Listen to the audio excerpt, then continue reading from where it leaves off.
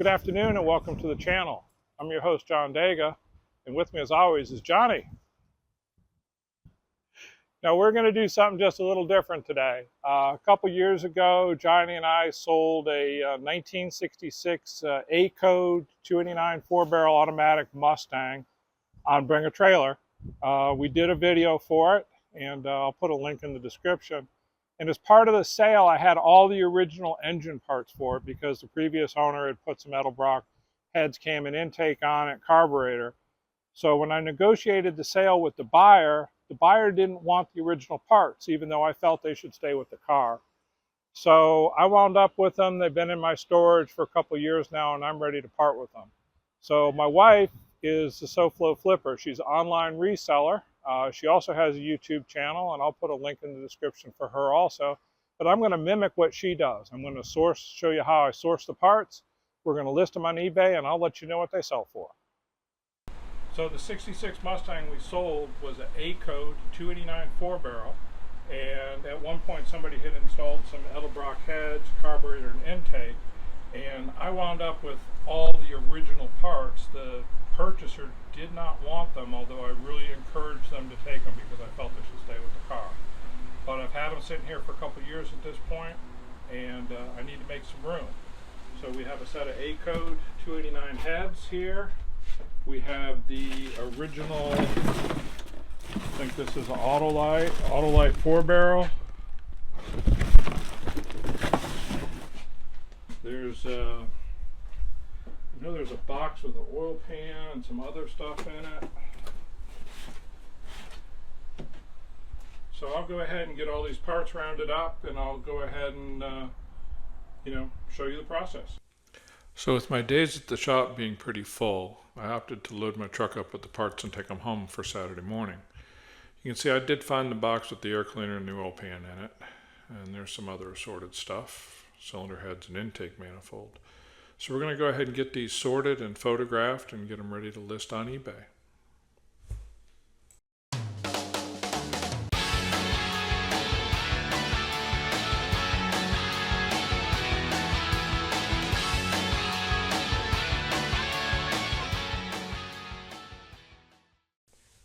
So one of the things I did was I went ahead and researched each piece on eBay for comparables. There were a lot of air cleaners in various states. Some were like quasi spray can restored, some were just a snorkel and whatnot. This unit, I couldn't find any part numbers on it. It kind of led me to believe it may have been an older reproduction, but then I didn't see any part number references in any other ads. So they were selling for between $150 and $250 for a complete air cleaner assembly. And here's our distributor with the coil. Now this is a good date-coded distributor. It did have a Pertronix igniter installed in it, which I listed it as for parts not working just because I didn't want to take any responsibility for the Pertronix igniter one, which I'm going to show you here right now. But it did have a date code on it, which was awesome. So it had a 5LC date code on it, which was the third week in December of 1965. So it absolutely jived with the car being a 66. So we're going to set that aside for a second. Now these manifolds, these were the big surprise because these weren't original to the car. These are a set of hypo manifolds, and they had 1964 date codes on them, 616 of 64 and 816 of 64. So these are very desirable. I saw a lot of comparable listings on eBay for anywhere between $550 and $899. There was also new reproductions out there from companies like Scott Drake for $375.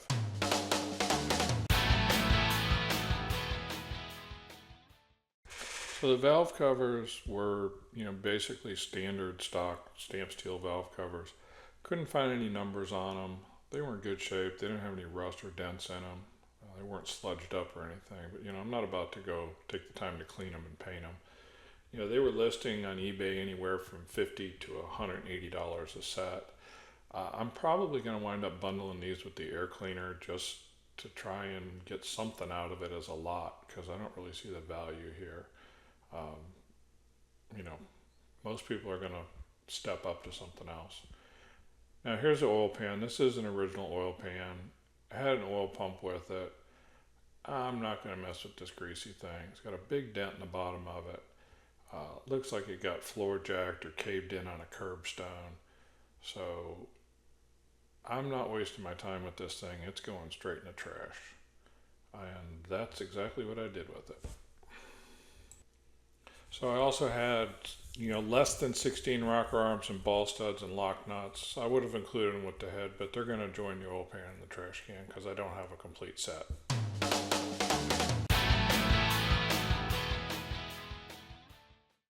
So this is an Autolite 4100 4-barrel carburetor. It's got a code on it of 6ZB. It was in good condition, but I'm going to sell it for parts not working. I'm certainly not going to be restoring it or taking any responsibility for it. I'm going to include the choke tube and the distributor vacuum advance, as well as this PVC spacer, and that would link up to the hose on the valve cover that we showed you earlier. Now in that Edelbrox behind there's a DVD. Shows you how to put the carburetor on. It's an interactive DVD, and the curious thing about that is when I owned Springfield Motorsport outside of DC, one of my clients was a government contractor who made manuals for the military, and he did the prototype DVD for Edelbrock, and we shot the footage in my shop, and we showed it at SEMA. So I got a trip to SEMA out of the DVD, and it was pretty interesting. So these are the little side chromey things off the car. One of them's got a part number on it, one of them doesn't. They're pitted. They do have the hardware. I guess they're saleable. They sell for $20 to $60 depending on condition. These aren't great. I'll probably put them out there for 20 bucks. If I make 10 off them, it might be worth my while to ship them. But you kind of got to draw the line on how much effort you're going to put into something for 10 bucks. They're probably better off at a swap meet or something, but I just don't have a venue for them.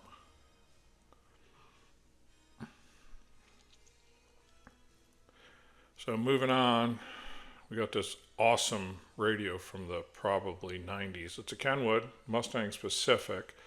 These were classic auto sound or something, but we're not going to mess with it. It's going to go in the garbage. And here I am taking it straight to the garbage can.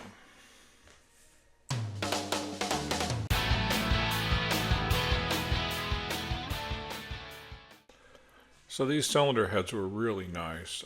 They looked like they'd probably been rebuilt valve job at some point. They are the original 289 heads. They had a casting code of C60E on them. They had all the correct markings and date codes, and like I said, they're really super clean.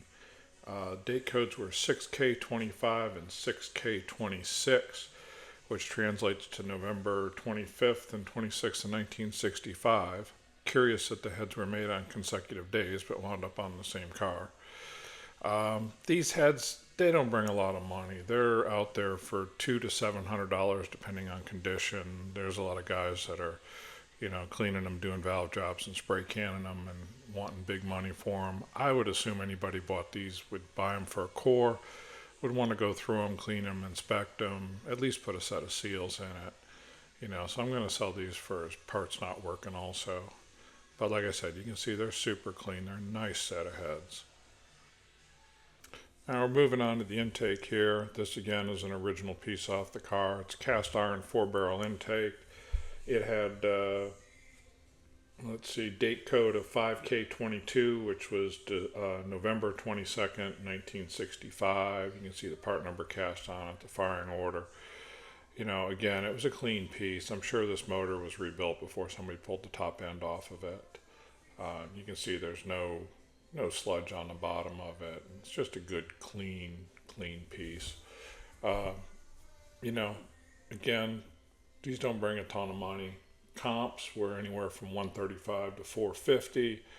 I think the $450 spray can restoration guys are dreaming, but hey, if somebody needs a certain specific date code and they're willing to wait to make the sale, more power to them. I want to move this stuff quick. And here's another big surprise I found in the shed. This is a unique piece. This is from a 1990 Ferrari F40, and this was the like a race exhaust. Basically, it removes the mufflers from the car. Now the F40 was a very narrow market. Its predecessor was the 288 GTO, so the F40 was the second supercar of Ferrari's offerings, and it was produced from 87 to 92, but yet there was only 1,311 units made. So, this is a very narrow market for this piece. Most of the F40s now are just garage queens. Nobody's running them on a track anymore. So, maybe somebody wants this piece as, garage art or something.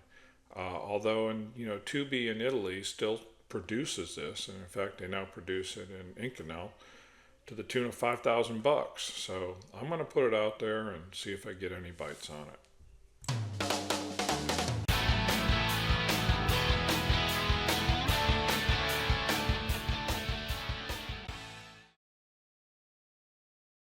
Oh, hey guys. It's been about 2 weeks, actually 2 weeks and a day since we listed everything on eBay from the Mustang haul. We've sold 6 of the items already. When I priced the items, I looked at the comps. I priced everything towards the low end of the comps. I didn't want to do any prep work on the parts or any kind of restoration on them. It was curious. Three of the Mustang parts went to Pennsylvania, 3 different buyers. The last item that sold was the air cleaner and valve covers. Of course, it was the lowest dollar item with the highest shipping. It went to San Francisco. But I did buyer pay shipping on everything. I made my prices low, but the buyers pay the shipping. So I didn't really get, caught up on anything like if I had done free shipping with a higher price. So the big ticket item obviously was the Tubi exhaust for the Ferrari. That one I did get into a little negotiation, but pretty much everything else I priced it right, took any offer that came down the pipe. So let me show you what sold and for how much. So the first item was the Autolite carburetor with the spacer. It sold almost instantly. I probably had it priced too low. I had it out there for $150, and I probably had an auto accept on it because it sold for $120 within a day. Buyer paid the shipping, and it went to Pennsylvania. So that was not bad for the Autolite 4100 4-barrel carburetor with PVC spacer. So the next item that sold was the intake manifold. Now this was an original cast iron 289 intake manifold, 4-barrel, date coated, 5K22 iron manifold for a 289 4-barrel, and it sold for full price of $175. And like I said, I priced everything towards the lower end of the spectrum with the buyers paying the freight.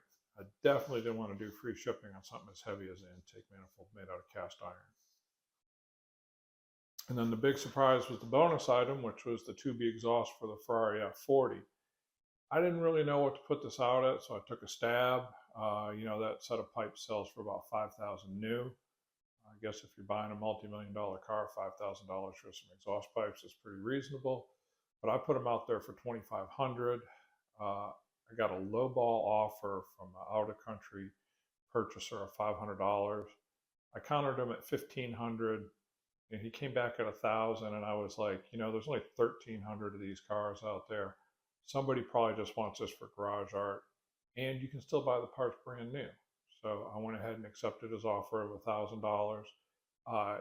It shipped to Illinois, so it must have been a freight forward deal. But it's gone out of here. We got paid, so we're pleased. Then after that was the date-coated Mustang 289 distributor with the Pertronix ignition in it. It was really a core. I mean, I wouldn't trust that Pertronix at all. A lot of guys would probably want to go ahead and put the points back in it or put an upgraded version of the Pertronix. So somebody was probably buying it for the date-coated housing.